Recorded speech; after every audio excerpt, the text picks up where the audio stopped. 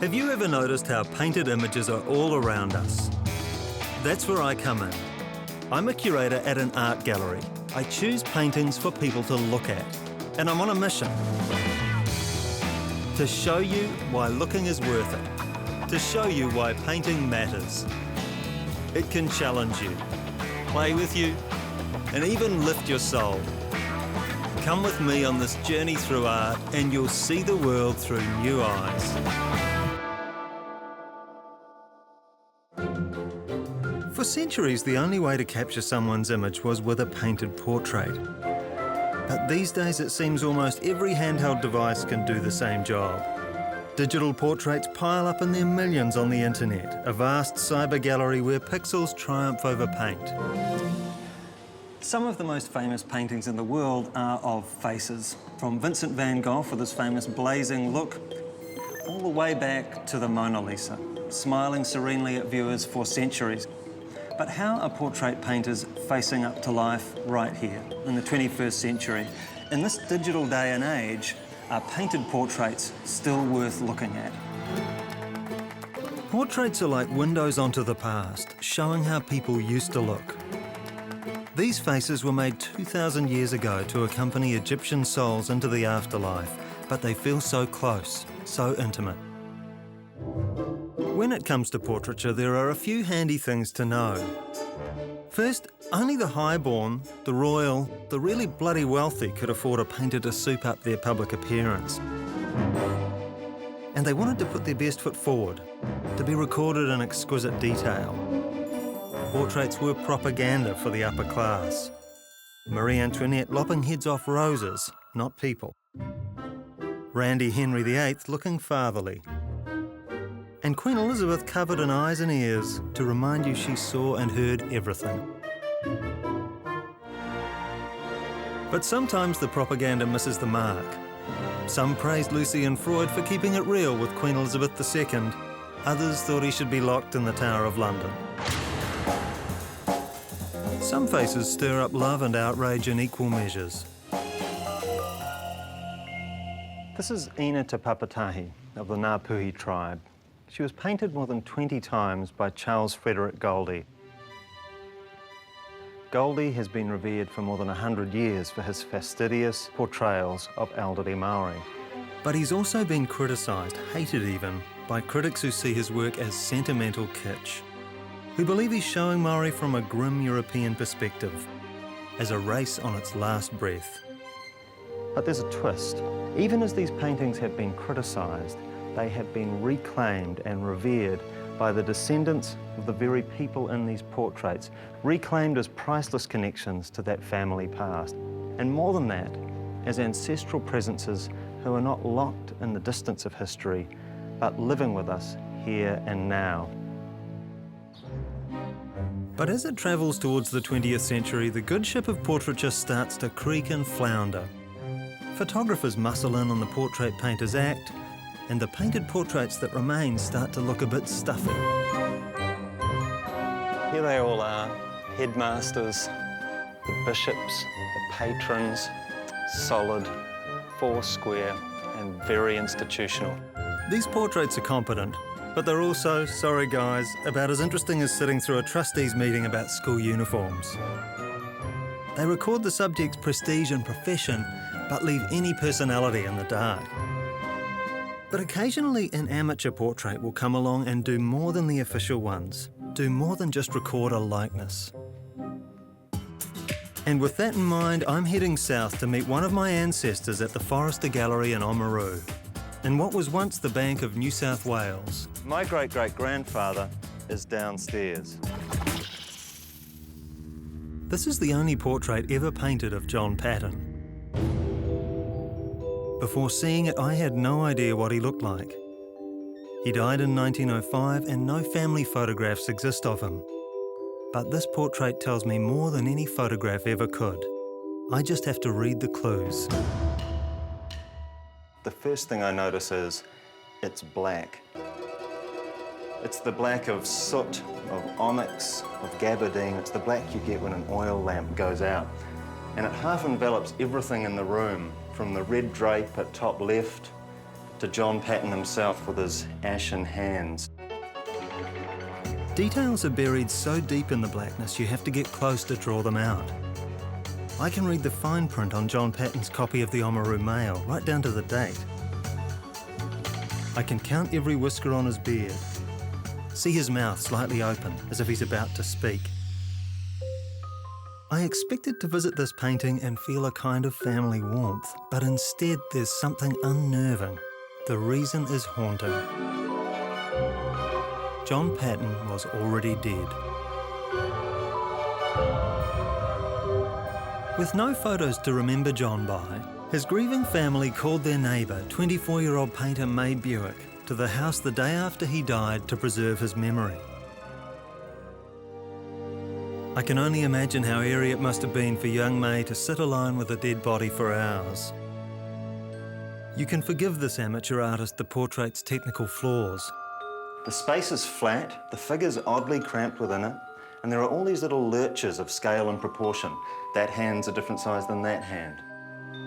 But they only make the painting more riveting. Move in close to look and find yourself hooked by possible stories. Was it because John Paton died on a Wednesday that May Buick chose to paint Thursday's newspaper? The flowers in the vase are peonies, a symbol of wealth and virtue. The butterfly is a symbol of transience and tumbles downwards on the vase. And on John's plate is a partly eaten browning apple, a sign of decay, of a feast unfinished, of life cut off too soon. It's as if under cover of this formal portrait, May has embedded all these clues about how it felt for her to stare straight at the fact of death. But one detail strikes me more than all the others. It was only after looking at this painting of a dead man for a while that the obvious thought occurred to me, that May was painting someone whose eyes were closed. John Paton's eyes, which seemed to see her, were the only details she couldn't observe. Ice, sky, sapphires, choose your metaphor, but those eyes are blue. And they stare out at us with an intensity, a life that defies the signs of death all around. In this small and little-known painting, May reveals a big truth about the power of portraits. In paintings, things that are silent and still, the past can sit up and speak. Any portrait tells a story about how a person looks, and a great portrait also tells a story about how the painter feels about that person. But how do those stories change when painters paint themselves? How am I looking? We're told it's wrong to stare at other people, but what about staring at ourselves? Most of us give our reflections an occasional look and then keep moving. But there's a special breed of portrait painters who refuse to leave the mirror alone, and what they find in there is not one face but many. The great Dutch painter Rembrandt portrayed himself more than 90 times. As a beggar, a father, a leader, a lover, a whiz kid, and a wise old guy. No sooner does he get one self down than he seems to start sketching a new one. The result is a one-man multitude. And here's a New Zealand response to the idea of the multiple self. A wall full of portraits by Seraphine Pick with the telling title, Looking Like Someone Else. We like to say to each other, just be yourself. But what if you're not sure what kind of self you're meant to be? And what if the way you see yourself doesn't match up with the way the culture out there sees you? No sooner do we find the artist than her face is replaced by stand-ins and blurry decoys. She's rejecting the idea that portraits ought to lay bare a person's secrets. The woman who haunts these paintings is masked. She's half erased. She pulls a veil of hair over her face. She won't be pinned down.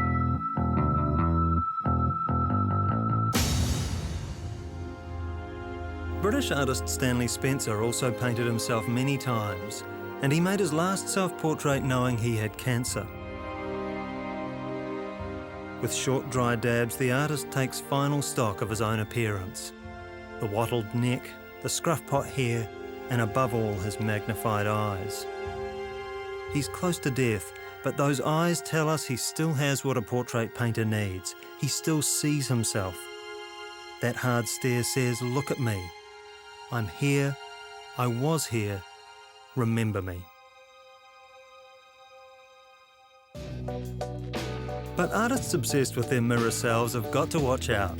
There's a risk of getting boring when your three favourite topics are me, myself and I. The best self-portrait artists of recent times face right up to the problem by reminding us that we're never truly by ourselves. Now, Jacqueline Fahey is the painter of some of the least lonely self-portraits you're likely to see. The self she paints isn't standing by herself in her studio. She's too busy contending with other pressures, other lives, other voices. With the voice of her mother on the left here, the spill and distraction of domestic life in the foreground, or with the pressures of the past in these photographs. Portraiture here isn't about removing yourself from the world, saying, I'm alone, I'm special. It's a way of engaging and arguing with the wider world.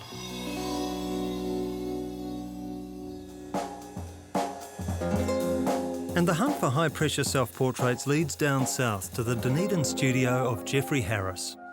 I mainly listen to classical music, but I used to An artist who has painted himself more often and stared at himself harder than almost any other New Zealand painter. Geoffrey's described his work as a kind of secret self-interview, as well as a diary of painted pain. His self-portraits are gnarly, nervy, electric and plentiful, and he often rummages in his own past. I mean, the light's fantastic there. Finding inspiration for portraits in old family photographs. Those two to me are classics. You feel the weight of personal history in Geoffrey's studio. It's like a reef. I mean, there's stacks of paintings, there's a huge midden of paint tubes. Do you like having that history near at hand? Yeah, it's like having the books or the CDs and that, which I've got thousands of, and I never get rid of any. It's almost too much to take in, and his paintings share that intensity. He's constantly shaking up his own style, testing the limits of traditional self-portraits.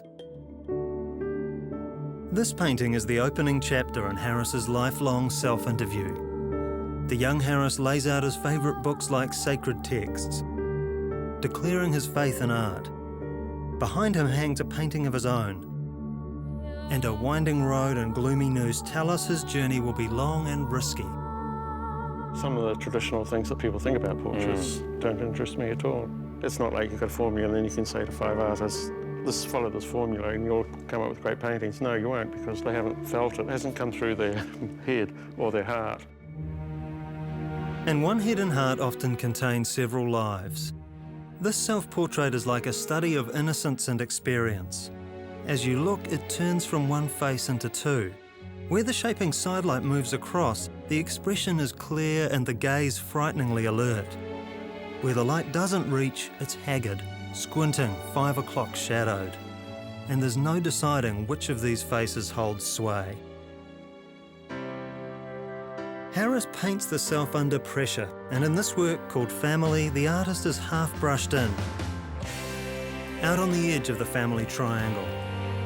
All around him is a tangle of other lives, a nuclear family unravelling at the seams. It doesn't look finished, and that's his point. Our lives and loves are a work in progress. And the paintings are too. Harris returns to these faces over years and decades, slowly filling in their stories. So this is a painting started in 1976. But you've been working on this recently? Yeah, the faces are much more of now. Because I have so many ideas and images, it's like having so many books that I can't read them all, so much music that I can't listen to. I started so many paintings and half are unfinished. This is at my grandparents' place. It's called Cousins. Clearly, this is that, and yet at the same time, so clearly, this is not that. I'm especially fascinated by, well, the faces are not these fresh-faced youngsters, are they? They are something else. When I paint it, I'm not looking and saying, that's Gillian, so she was like that, and now I'm thinking, now this, I'm painting Gillian. I'm not painting Gillian, I'm painting, I guess I'm painting me.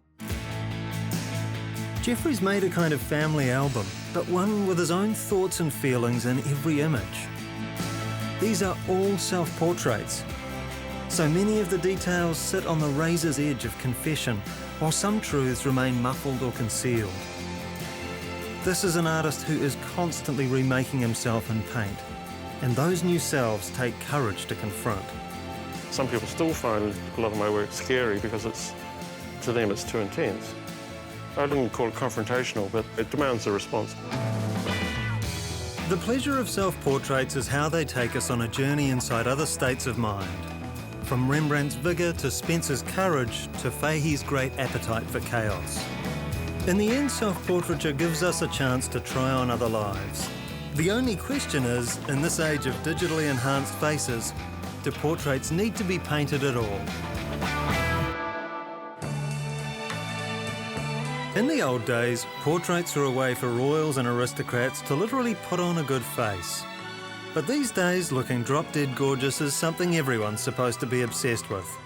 What's a portrait painter to do? Put on your face, make yourself up, become a better you.